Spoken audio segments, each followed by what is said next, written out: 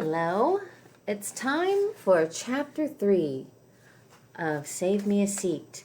This chapter is called Ravi. So we're going back to his point of view. Ravi. Mrs. Beam tells us we are going to play some games called Icebreakers. I can already tell that school in America is going to be easy for me. At Vidyarminder, we never played games during class. On my first day of fourth grade, my teacher, Miss Arun, gave us a test. The first game Mrs. Beam teaches us is called Fruit Salad. I am on the team called Bananas. And Dylan is on the apples. Another game is called Wink Murder. In this game, one person is the murderer, and he or she has to knock people out by winking at them. I find this game a bit confusing because even when Dylan is not the one chosen to be murderer, he still winks at me. The last game we play is called Ven Friends. For this game, Mrs. Beam assigns us partners. I hope she will put me with Dylan Samreem. But instead, my partner is a pale, skinny girl called Emily Mooney. You'll have a few minutes to interview each other, Mrs. Beam explains. Find out as much as you can about your partner. For instance, what kind of music does he or she like? What is her favorite food or sport?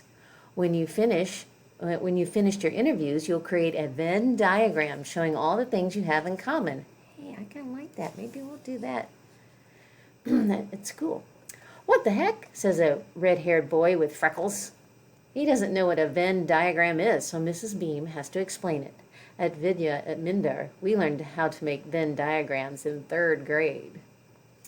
Each of you must draw a circle and fill it with things that your partner enjoys, Mrs. Beam says, and then you and your partner will draw overlapping circles where the circles intersect, and you'll make a list of all the things you have in common. So the circles will intersect like that. It's hard to see. At first, I think this will be an easy game for me, but every time I try to ask Emily Mooney a question, she giggles and says, "What?" Then, when I try to answer her questions, she does the same thing. Appa says that someday I will be interested in girls, but that day has definitely not come yet. When Mrs. Bean calls time, the only thing Emily Mooney and I have found to place in the intersection of our diagram is that we are both in room 506, and that was my idea. I'm glad when Mrs. Bean tells us it's time to get ready for lunch. At Vidya Minder, our lunch period began at 1 o'clock. Fifth graders at Albert Einstein Elementary School eat lunch at 11:30 in the morning. When I get to the lunchroom, the first thing I do is look for Dylan Sanreem. In India, my best friend, Pramod, and I always ate lunch together. Afterwards, we'd play cricket in the field behind the school. That sounds fun. I spot Dylan standing in the queue waiting to buy his lunch. They are serving something I have never heard of before called chicken fingers. Most of the tables are filling up quickly, but I spot an empty table on the opposite side of the lunchroom and sit down. While I wait for Dylan to join me, I carefully lay out the cloth napkins that my mother packed for me neatly folded with a spoon tucked in it. Aw. I'm not feeling very hungry, but Amma will be upset if I don't eat the lunch she made.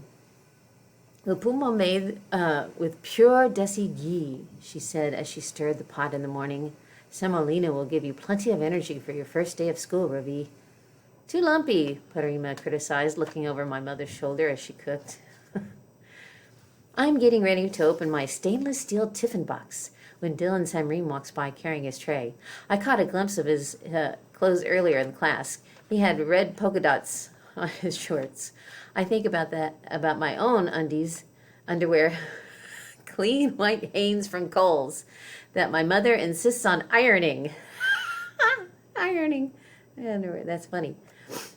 There's no way I would ever let my underwear hang out like that. I don't believe him. That's silly. Whatever that kind of underwear is called. I thought Dylan and I would eat lunch together today, but instead he goes and sits down at a table in the corner by the window with some of the other boys. I had been looking forward to having a good laugh with him about Mrs. Beam suggesting that I need special help, but it's okay. I'm not worried. I'm sure that Dylan and I are going to be friends. He keeps smiling and winking at me all morning. A big white kid with yellow hair and a wrinkled shirt comes and puts his tray down at the other end of my table. He doesn't say hello to me. He just sits down on the bench. He's so big the table shakes and my tiffin box jumps. I recognize him as the guy who sits behind me in class, but I don't remember his name. He doesn't seem very friendly. He picks up his fork and starts shoving food into his mouth and doesn't stop eating until his plate is clean. I think maybe he forgot to eat breakfast. And what's that he's got in his ears? I'm feeling a little hungry now. I spread the napkin out on my lap and bend down, sniffing the upama. Parima was wrong. It's perfect, not lumpy at all, so I gobbled it down quickly. I need to wash my hands and rinse my mouth, but for some reason there isn't a sink in the lunchroom. I look at my watch. Still have 10 minutes left until the bell rings, so I tuck the spoon back in the napkin, place it in my tiffin box, and buckle the lid. As I'm on my way out of the lunchroom to wash up in the boys' bathroom, a roar of laughter comes from the table in the corner by the window. Dylan Sam Ream must have made a good joke because everyone is slapping him on the back and treating him like he's a hero. I smile to myself. I know exactly how it feels to be that guy. I know someone else too. I know something else too. Tomorrow I will not be eating my lunch alone. I will be sitting at the table in the corner by the window, right next to Dylan Samreem. So he wants to be friends with Dylan. We'll see if that turns out to happen, or if it's a good idea, or how the characters will develop. Until next time, bye-bye.